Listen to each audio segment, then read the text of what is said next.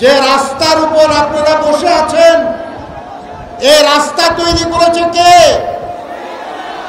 শ্রমিকরা না? যে জামা আমরা পরে আছি, এই কাপড় তৈরি করেছে কে?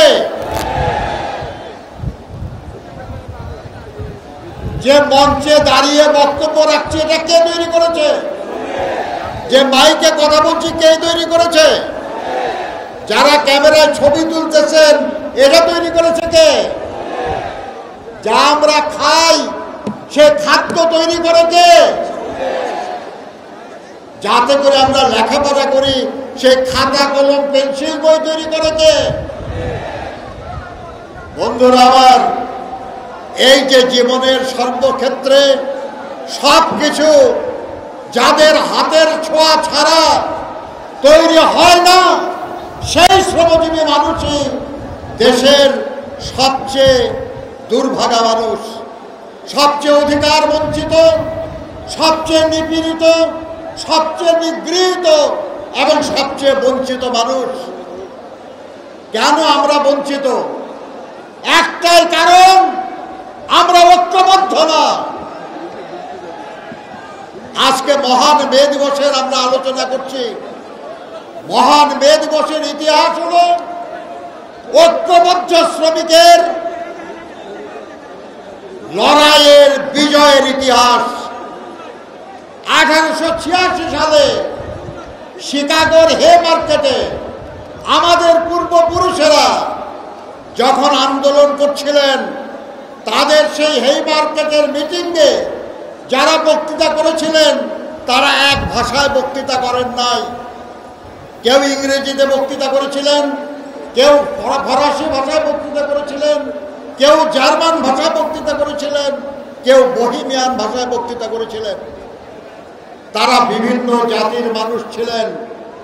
যারা বক্তৃতা করেছিলেন এবং যারা ফাঁসির মঞ্চে জীবন দিয়েছেন, তারা সবাই সাদা মানুষ ছিলেন না।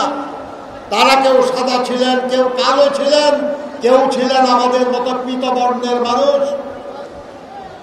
তারা যদি শ্রমজীবী মানুষের কল্যাণের জন্য, তাদের অধিকার আদায়ের জন্য, তাদের জাতি, তাদের ভাষার ঊর্ধ্বে উঠে ঐক্যবদ্ধ হয়ে আমাদের জন্য দৃষ্টান্ত স্থাপন করতে পারে, তাহলে আমরা কেন বিভিন্ন জেলার মানুষ, বিভিন্ন শিল্পের মানুষ, বিভিন্ন প্রতিষ্ঠানের মানুষ, আমরা কেন ঐক্যবদ্ধ হতে পারি না? আর যদি আমরা হতে না পারি, তাহলে মিছামিছি এই মে দিবসের আয়োজন, মিছামিছি আমরা মে দিবস জিন্দাবাদ বলি। আমরা তো তাদের থেকে শিখলাম না কিছু। কাজে মে দিবস পালনের সঙ্গে আমাদেরকে এই কথাটা শিখতে হবে যে তারা যেমন তাদের ধর্ম, তাদের বর্ণ, তাদের ভাষা, তাদের জাতীয়তার ঊর্ধ্বে উঠে ঐক্যবদ্ধ হয়ে তাদের দাবি আদায় করতে পেরেছিলেন, আমাদেরকেও তেমনি সকল ভেদাভেদের ঊর্ধ্বে উঠে ঐক্যবদ্ধ হয়ে আমাদেরকে জিততে হবে। আমাদের দুর্ভোগ বন্ধ করতে হবে, আমাদের সমস্যার সমাধান করতে হবে। শ্রমজীবী মানুষ চাইলে পারে না এমন কিছু নয়। আপনারা আজকেও গান শুনেছেন, জন হেনরির গান, মেশিনের সাথে পাল্লা দিয়েও জিতেছিল সে। আমরা পাল্লা দিয়ে জিততে পারি, কিন্তু তার জন্য প্রয়োজন ঐক্য এবং সংহতি। আমাদের দেশের নাম করা যত রাজনীতিবিদ, প্রায় সবাই শ্রমিক আন্দোলনে যুক্ত ছিলেন। এমনকি আমাদের নেতা, মহান স্বাধীনতার ঘোষক শহীদ রাষ্ট্রপতি জিয়াউর রহমান বীর উত্তম নিজেকে শ্রমিক বলে পরিচয় দিয়ে গৌরববোধ করেছেন।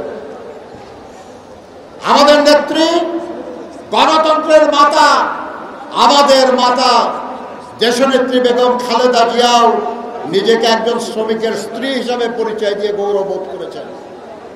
আমাদের নেতা জনাব তারেক রহমান শ্রমজীবী মানুষের ভাগ্য উন্নয়নে তাদের পাশে থাকার প্রতিশ্রুতি দিয়েছেন। এই ইতিহাসগুলির আমাদের মাথায় রেখে আসুন, আমরা যারা শ্রমজীবী মানুষ, আমরা আমাদের সংকট সমস্যা সমাধানের জন্য ঐক্যবদ্ধ হওয়ার প্রতিশ্রুতি নেই। আজকেই সেই শপথ দেওয়ার যথার্থ দিন। কারণ আজকের এই দিনেই ঐক্যবদ্ধ শ্রমিক আন্দোলনের বিজয় সূচিত হয়েছিল। আর এই মে দিবসে 8 ঘন্টা কাজ, 8 ঘন্টা বিনোদন, 8 ঘন্টা বিশ্রাম, এই দাবি আদায়ের কারণেই প্রথম যখন লিগ অব নেশনসের মধ্যে আন্তর্জাতিক শ্রমিক সংস্থা গঠিত হয়, তার ওয়াশিংটন কনফারেন্সে প্রথম যে আইএলও কনভেনশন অনুমোদিত হয়, সেই কনভেনশন ছিল দৈনিক 8 ঘন্টা কাজের। বাংলাদেশ সরকার ওই 8 ঘন্টা দৈনিক কাজের এই কনভেনশন র্যাটিফাই করেছে, কিন্তু দুর্ভাগ্য আমাদের যে আজও বাংলাদেশের লক্ষ কোটি শ্রমিক 8 ঘন্টার কাজ এই অধিকার পায় নাই। তাদেরকে দৈনিক 8 ঘন্টার অনেক বেশি কাজ করতে হয় বিনা বেতনে, বাধ্য হয়ে। কাজে আমাদের আজকের লড়াই তার অধিকার অর্জনের লড়াই, যে অধিকার আন্তর্জাতিকভাবে স্বীকৃত, বাংলাদেশের আইনে স্বীকৃত। কিন্তু আইনে থাকলেই হয় না, লড়াই করে সেটা বাস্তবায়ন করতে হয়। আজকে হলো সেই লড়াই করার শপথ নেওয়ার দিন, আর সেই লড়াইয়ে বিজয়ী হওয়ার জন্য ঐক্যবদ্ধ হওয়ার দিন।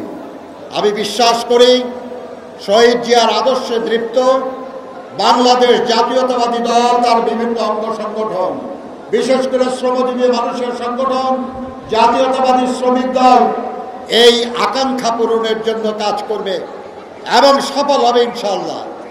আমরা জানি সম্প্রতি একটা শ্রম সংস্কার কমিশনের সুপারিশ সরকারের কাছে জমা হয়েছে। আমরা আজকের এই সভা থেকে আমরা দাবি করব যে শ্রম সংস্কার কমিশন থেকে যে প্রস্তাবগুলি দেওয়া হয়েছে তা আগামী মে দিবসের আগেই আইন করে বাংলাদেশে বাস্তবায়িত করতে হবে। আপনারা রাজি থাকলে একটু হাত তুলে সমর্থন জানান। ধন্যবাদ আপনাদেরকে। নিশ্চিন্তে খান স্বাস্থ্যকর অল টাইম পান, অল টাইম হেলদি লাইফ।